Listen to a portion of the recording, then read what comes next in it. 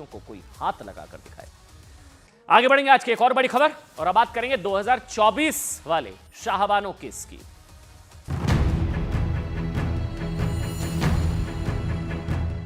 वो खतरा जो आज से तकरीबन 40 साल पहले 39 इयर्स बिफोर एस्टैब्लिश किया था, उसको समाप्त किया है। पार्लियामेंट ही उसको ओवररोल कर सकता है, पार्लियामेंट ही उसको ओवररोल कर सकता है।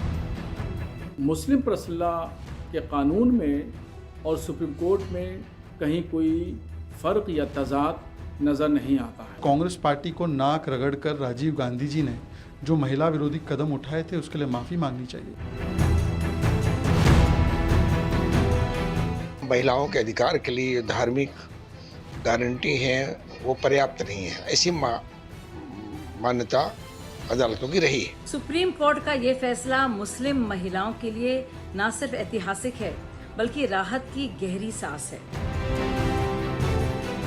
जाति या धर्म के आधार पर फैसले नहीं होने चाहिए, लिहाजा मुस्लिम महिलाओं के अधिकारों का भी हम समर्थन करते। महिलाओं को एक समान रूप से सम्मान और अधिकार देने का निर्णय है।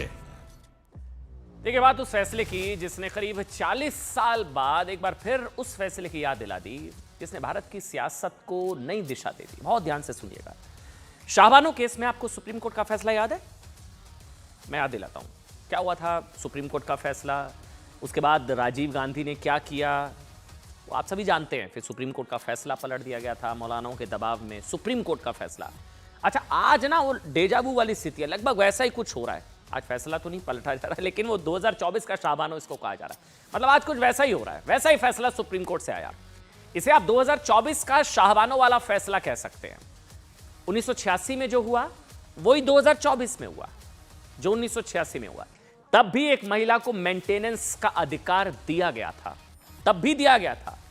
आज भी 2024 में एक महिला को मेंटेनेंस का अधिकार दिया गया कि गुजारा भत्ता दिया जाना चाहिए। धार्मिक पहचान से फर्क नहीं पड़ता, मुस्लिम महिला तो क्या है, मेंटेनेंस का अधिकार, बेटी का अधिकार। 86 में भी, 24 में भी। उस वक्त की सरकार ने सुप्रीम कोर्ट के फैसले को पलट दिया था। शायद 179 रुपीज की मेंटेनेंस दी गई थी, लेकिन चलिए मौलानाओं के दबाव में उस फैसले को पलट दिया गया। आज देश में मोदी सरकार है, इसलिए फैसले का स्वागत किया जा रहा है। पहले पूरी खबर आपको बता दें, लेकिन हालांकि कांग्रेस, पता नहीं अभी मैंने सुना उदित राज जी, वैसे तो कांग्रेस पार्टी कह रही है स्वागत है उदित राज, लेकिन पता नहीं फिर वो ये क्यों कह रहे हैं कि फैसला संसद ही पलट सकती है। तो पलटने ना पलटने का सवाल ही कहां से उठता है। या तो इशारा कर रहे हैं उदित राज की कांग्रेस आएगी तो हम पलट देंगे, कहीं शाहबानो पार्ट 2 कर देंगे। मतलब संसद ही पलट सकती है कहने की क्या जरूरत है।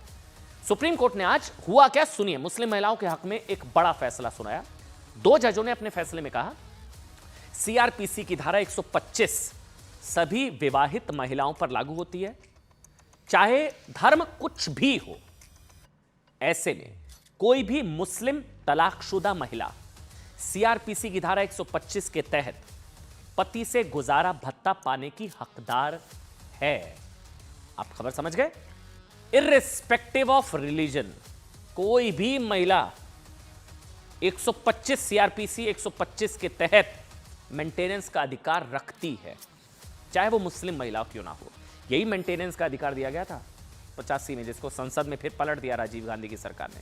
अच्छा, सुप्रीम कोर्ट के इस फैसले के क्या मायने हैं और ये मुस्लिम महिलाओं के हक में क्यों जरूरी है ना, ये आपको बताएंगे। लेकिन उससे पहले फैसले पर कांग्रेस ने क्या कहा है और क्या जवाब दिया है बीजेपी ने, उसको ध्यान से सुनिएगा। उदित राज के शब्दों को बहुत ध्यान से सुनिएगा कि वो संसद ही पलट सकती है, ये वाली एंट्री पता नहीं क्यों करा रहे हैं। क्या पलटने वाली है कांग्रेस, या कल को कांग्रेस की जीत तो क्या शाहबानो रिपीट? सुनिए उदित राज को। सुप्रीम कोर्ट का फैसला है तो मान्य है, और उसके बाद क्या कहने की बात रह गई है। Has been treated as law of land unless parliament amends it, alters it, कि पार्लियामेंट ही उसको ओवररोल कर सकता है। जो भी सुप्रीम कोर्ट का निर्णय है इसे सभी को स्वीकारना चाहिए, पर एक बात स्पष्ट है कि जब सुप्रीम कोर्ट ने कई दशकों पहले ऐसा निर्णय दिया था तो उस समय पर कांग्रेस की और राजीव गांधी की सरकार ने वोट बैंक के दबाव में, कट्टरपंथियों के दबाव में आकर महिला अधिकारों का हनन किया था। कांग्रेस पार्टी को नाक रगड़कर राजीव गांधी जी ने जो महिला विरोधी कदम उठाए थे उसके लिए माफ़ी मांगनी चाहिए। दरअसल सुप्रीम कोर्ट का फैसला तुष्टीकरण वाली उस सियासत पर प्रहार है। आपको याद होगा कैसे तुष्टीकरण के लिए संविधान पीठ के फैसले को संसद में पलट दिया गया। पूरी कहानी अब मैं आपको बताता हूं, हो सकता है आपको ना पता हो। शाहबानों के कई बार आपने सुना है क्या? सुनिए। साल 1975 में शाहबानों के पति मोहम्मद अहमद खान ने तलाक दे दिया शाहबानों को। शाहबानों, उसके 5 बच्चों को उनके हाल पर छोड़ दिया गया, तलाक दे दिया। उस 1975 में, उस समय शाहबानों की उम्र 59 साल थी, 59 ईयर्स। शाहबानों ने अदालत से न्याय की मांग की। हालांकि उसके पति मोहम्मद अहमद खान ने दलील दी कि 3 तलाक के बाद इद्दत की मुद्दत तक ही तलाकशुदा महिला की देखरेख की जिम्मेदारी उसके पति की होती है। तलाक के बाद गुजारा भत्ता देने का कोई प्रावधान मुस्लिम धर्म में नहीं मिलता। मामला मुस्लिम पर्सनल लॉ से जुड़ा था, पर्सनल लॉ से। लड़ाई सुप्रीम कोर्ट तक पहुंची, जहां 5 जजों की संवैधानिक पीठ ने 23 अप्रैल 1985 को मुस्लिम पर्सनल लॉ बोर्ड के आदेश के खिलाफ जाते हुए शाहबानों के पति को आदेश दे दिया कि वो अपने बच्चों को गुजारा भत्ता दे, अपनी पत्नी को गुजारा भत्ता दें। सुप्रीम कोर्ट के आदेश के तहत हर महीने मोहम्मद अहमद खान को, शाहबानों को 180 रुपए के आसपास, 179 और 20 पैसे, 179 रुपए 20 पैसे शाहबानों को देने थे हर महीना। अपने इस आदेश में संविधान पीठ ने सरकार से समान नागरिक संहिता यूसीसी की दिशा में आगे बढ़ने की अपील की थी। समान नागरिक संहिता वाली टिप्पणी और इस फैसले को लेकर मुस्लिम पर्सनल लॉ बोर्ड ने जमकर नाराजगी जताई। मुस्लिम पर्सनल लॉ बोर्ड, मुस्लिम, अच्छा, राजीव गांधी कांग्रेस का संभव था वोट बैंक। अब उनको चुनना था या तो मौलानाओं के या मुस्लिम पर्सनल लॉ बोर्ड की बात माने, या एक बेटी के अधिकार का मामला। एक अधेड़ उम्र की महिला 59 साल की जो 180 रुपए मांग रही थी, और या तो 180 रुपए उसको, या फिर मुस्लिम पर्सनल लॉ बोर्ड की बात माने जो वोट बैंक है। क्या हुआ होगा आप सोचिए। बिल्कुल ठीक, आखिरकार मुस्लिम पर्सनल लॉ बोर्ड और मौलानाओं के दबाव के आगे राजीव गांधी सरकार ने सरेंडर कर दिया, घुटने टेक दिए। सरकार ने सुप्रीम कोर्ट के फैसले को संसद में पलट दिया। संसद में पेश किया गया मुस्लिम महिला अधिनियम 1986। तो यह है वो इतिहास। कह रहा है ना 2024 का शाहबानो, तब भी मेंटेनेंस का अधिकार दिया गया था, आज भी मेंटेनेंस का अधिकार दिया गया। तब फैसले को पलट दिया गया था।